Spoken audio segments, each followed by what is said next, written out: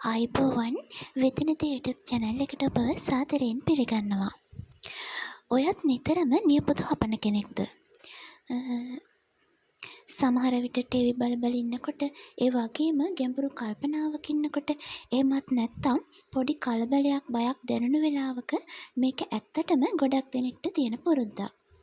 පොඩි ළමයි තරුණ අය වගේම වැඩිහිටියන් අතරත් මේක සුලභව දකින්න පුළුවන්. නියපොතු කන එක හේතුවක් කියන්න අමාරුයි. සමහර වෙලාවට මේක පරම්පරාවෙන් එන දෙයක් වෙන්නත් පුළුවන්. ඔයාගේ දෙමව්පියන්ට මේ පිරුද්ද තිබුණා නම් ඔයාටත් ඒ නැඹුරුව එන්න පුළුවන්. ඒත් ඊටත් වඩා සුලභම සහ ප්‍රධානතම හේතුව තමයි අපගේ මානසික තත්ත්වයන්.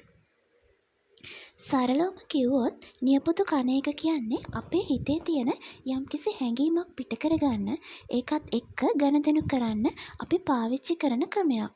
ඔයාට ගොඩක් වෙලාවට කලබලයක් හෝ බයක් හෝ සංකාවක් දැනෙන වෙලාවක එහෙමත් නැත්නම් හිතට දුකක් පීඩනයක් දැනෙන වෙලාවක ඔයාටත් නොදැනීම නියපොතු කන්න පුළුවන්. මේ වගේ තමයි සමහර අයට කම්මැලිකමට බඩගිනි වෙලාවට එහෙමත් නැත්නම් Taman ගැන අනාරක්ෂිත හැඟීමක් එනකොටත් මේ පුරුද්ද මතුවෙන්න පුළුවන්. ගොඩක් වෙලාවට මේක වෙන්නේ අපි හිතලා කරන දෙයක් නෙමෙයි.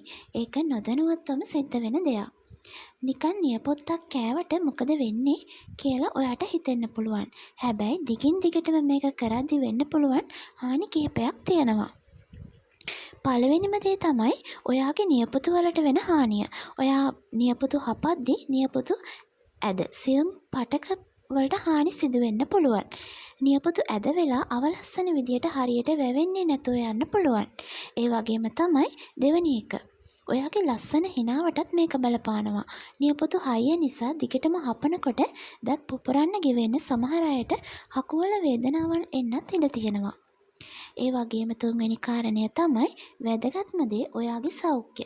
අපේ නියපොතු අස්සේ බැක්ටීරියා, වෛරස් සහ විස බීජ පිරලා තියෙනවා. ඔයා ඇඟිලි කටේ දාන හැම සැරේම ඒ විස බීජ කෙලින්ම අපගේ ඇඟට යනවා. මේ නිසා ඔයා නිතර ලෙඩ වෙන්න පුළුවන්. ඒ වගේම නියපොතු හපලා සමේ ඇතිවෙන පොඩි තුවාල හරහා විස බීජ ලේසියෙන්ම ඇඟට ඇතුල් වෙන්න පුළුවන්. මේක එක රැයකින් වෙනස් කරගන්න පුළුවන් දෙයක් නෙමෙයි. උත්සාහ කළොත් අනිවාර්යෙන්ම මේකෙන් මිදෙන්න පුළුවන්. අපි බලමු මොනවද අපිට මේ නියපොතු හපන එක වළක්වා ගන්න කරන්න පුළුවන් කියලා. මුලින්ම අපිට භෞතික බාධක ඇති කරගන්න පුළුවන්. නියපොතු හොඳට කොටට කපලා තියාගන්න පුළුවන්. එතකොට හපන්න දෙයක් ඉතුරු වෙන්නේ නැහැ. ෆාමසි වල තියෙනවා තිත්ත රස දේරයක්. ඒක ගෑවම ඇඟිල්ල කටේ තිබ්බ ගමන් ඔයාටම මතක් වෙනවා. ඒ වගේම තමයි ගෙදර ඉන්න වෙලාවට විශේෂයෙන්ම ටීවී බලන වෙලාවට අත්වැසුම් දාගන්න අපට පුළුවන්. ඊළඟට අපි මානසික පැත්තට හැරෙමු.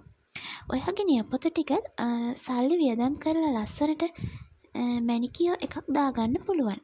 ඒ ලස්සන විනාශ කරගන්න හිතෙන්නේ නැහැ. වැදගත්ම දේ තමයි ඔයා නියපොතු කන්නේ මොන වගේ වෙලාවටද? එතකොට ඔයාට දැනෙන්නේ මොන වගේ හැඟීමක්ද කියලා හොයාගන්න. ඒ ට්‍රිගර් එක ආවම අත් දෙකට වෙන වැඩක් දෙන්න.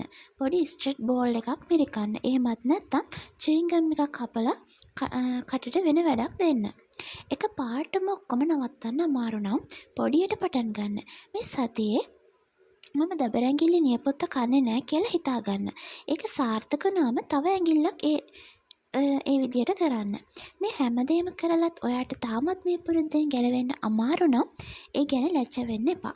හොඳම දේ තමයි ඔයාගේ ડોක්ටර් හම්බ වෙලා ඒ ගැන කතා කරන එක. සමහර විට මේ පුරුද්ද යටින් තියෙන මානසික පීඩනයට හෝ කාන්සාවට ප්‍රතිකාරයක් අවශ්‍ය වෙන්න පුළුවන්. එතකොට ડોක්ටර් ඔයාට මේ වෛද්‍ය ප්‍රතිකාර මේ සඳහා ලබා දෙවි. ඉතින් ඔයත් නියපොතු කන කෙනෙක්ද? නියපොතු කෑම නිසා ඔයාට වෙලා තියෙන රසබර අත්දැකීම් අනෙක් අයත් එක්ක බෙදා ගන්න. නැවතත් මෙවැනි වීඩියෝ එකකින් හමු වෙන්නේ බලාපොරොත්තු වෙන අතට සමු ගන්නවා. සියලු දෙනාටම සුබ දවසක්.